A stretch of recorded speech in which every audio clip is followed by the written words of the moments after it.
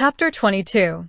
The Press Under Fire. New Orleans, July 1925. The Times-Picayune office stood in the heart of the central business district, a squat brick building with grimy windows and a faded sign, its interior a chaotic hum of typewriters, cigarette smoke, and shouted deadlines. The evening air outside was heavy with humidity, the gaslights casting a flickering glow over the cobblestone streets, the distant wail of a jazz band mingling with the clatter of streetcars. Julien Dubois parked the Model T a block away, his dark eyes scanning the street for any sign of danger, his hand resting on the revolver at his side, the anointed silver medallion glowing faintly around his neck, its light a dim but constant warning. A T-35. Julien was a man battered but unbroken, his Creole heritage, his Catholic faith, and the supernatural reality of vampires, ghouls, and shadowy entities now defining his every move. The fresh stitches on his side and arm ached from the fight at the DuPont mansion, blood seeping through his bandages with every movement, but Julien pushed the pain aside, his resolve unyielding. The spirit girl from his past, her hollow eyes in the bayou, marking him as the marked one, whispered in his mind, a haunting echo tied to the entity the DuPonts were trying to summon, an entity that threatened the city's very soul. His hand brushed the rosary in his pocket, a reflex that felt more like a battle cry than a prayer, his dark eyes blazing with determination to expose the DuPonts and end their new order. Celeste Moreau sat beside him, her practical blouse and trousers smudged with dirt, her auburn hair tied back, her green eyes sharp with focus as she clutched her purse, holding Leroux's journal, the 1895 case file, the grimoire from the DuPont mansion, and her notepad with the draft of her exposé. At 28, she was a journalist whose pursuit of truth had led her into the heart of darkness, her small derringer reloaded and tucked into her waistband, her mind racing with the weight of the story she was about to break. The grimoire's revelations, the DuPonts' plan to summon a dark entity and control New Orleans, had turned this investigation into a war for the city's future, and Celeste was determined to expose the truth, to protect Julien, to stop the DuPonts before they could succeed. She glanced at Julien, her expression a mix of determination and concern, the memory of his blood on her hands a constant weight. Eloise Dubois sat in the back, her simple blouse and skirt stained with the night's chaos, her dark hair tied back, her beads clinking softly as she clutched her small knife, her gaze darting to the street. At 25, she was a jazz singer who'd found her strength in this nightmare, her earlier betrayal, coerced by Leroux, now a distant memory as she proved her loyalty with every act of bravery. Her bandaged arm ached, but her resolve was unshaken, her voice a tense whisper. "You sure this'll work, Celeste?" she asked, her beads a faint rhythm in the stillness. "The DuPonts, they'll come for us hard once this story's out." Celeste nodded, her green eyes steady as she spoke, her voice low but resolute. "It has to work," she said, her hand tightening on her purse. "The grimoire, the journal, they're proof of what the DuPonts are planning, what Leroux was doing. Once the city knows, the police will have to act. Marcel won't be able to hide behind his money anymore. But we need to get this to my editor, Harold Baxter, before the DuPonts find us." Julien's jaw tightened, his dark eyes meeting hers, a silent agreement passing between them as he spoke, his Creole accent soft but heavy with resolve. "We move fast," he said, his hand brushing the medallion, its glow flaring faintly. "In and out. Get the story to Baxter. Then we find a safe place to lay low, till it breaks. They'll be hunting us after this." They slipped out of the car, moving quickly through the shadows of the street, the Times-Picayune office a beacon of light in the dim evening, its windows glowing with the frantic energy of deadline season. They entered through the back door, the newsroom a chaotic symphony of typewriters clacking, phones ringing, and reporters shouting over each other, the air thick with cigarette smoke and the scent of ink. Celeste led the way, her green eyes scanning for Baxter, her voice a tense whisper as she spoke to Julien and Eloise. "He'll be in his office, back corner. Stay close." They navigated the newsroom, Celeste nodding to a few colleagues who barely glanced up from their work, her presence unremarkable in the chaos.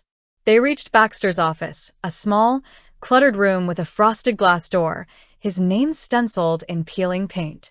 Harold Baxter was a gruff man in his 50s, his tie loose, his shirt sleeves rolled up, a cigar stub in his mouth as he pored over a stack of papers, his voice a bark as he looked up, his gray eyes narrowing.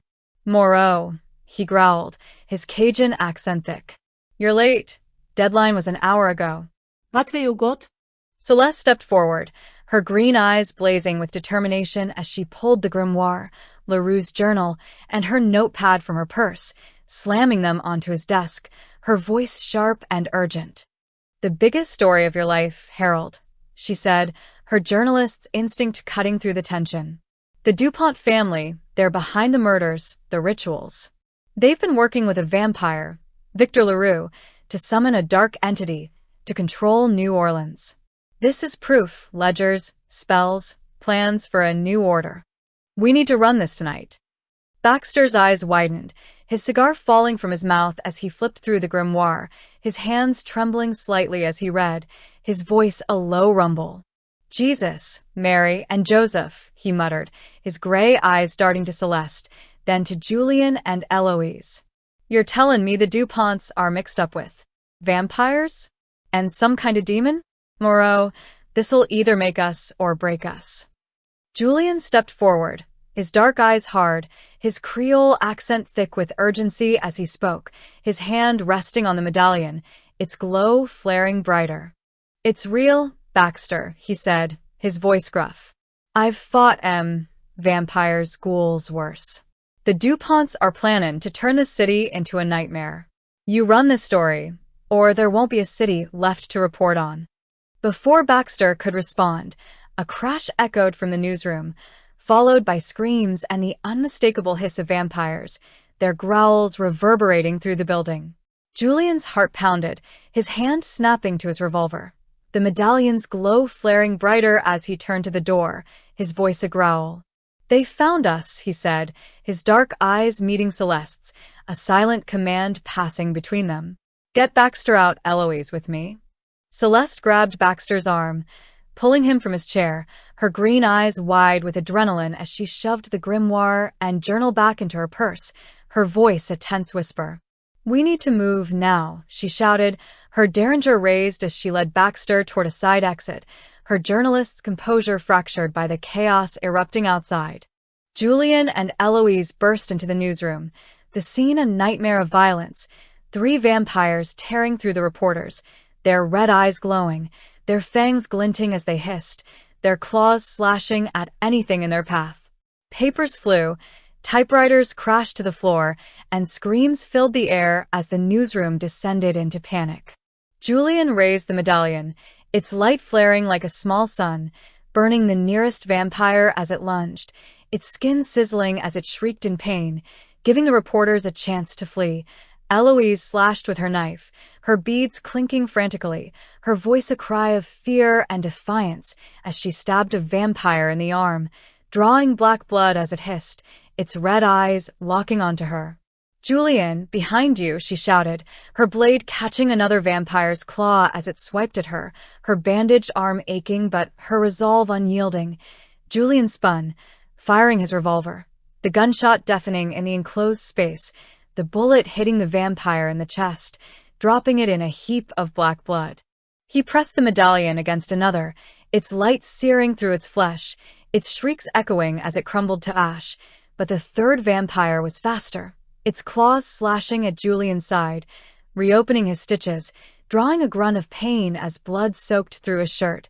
Celeste and Baxter reached the side exit, her derringer raised as she fired at a vampire that followed, the shot grazing its shoulder, slowing it just enough for them to slip outside, the humid night air hitting them like a wave.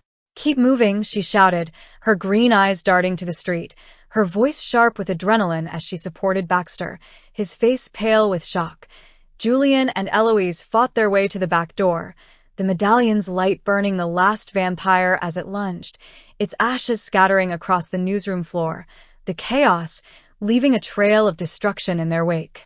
They burst into the street, joining Celeste and Baxter, their breaths coming in short gasps, Julian's side bleeding heavily, his vision blurring but his resolve unyielding.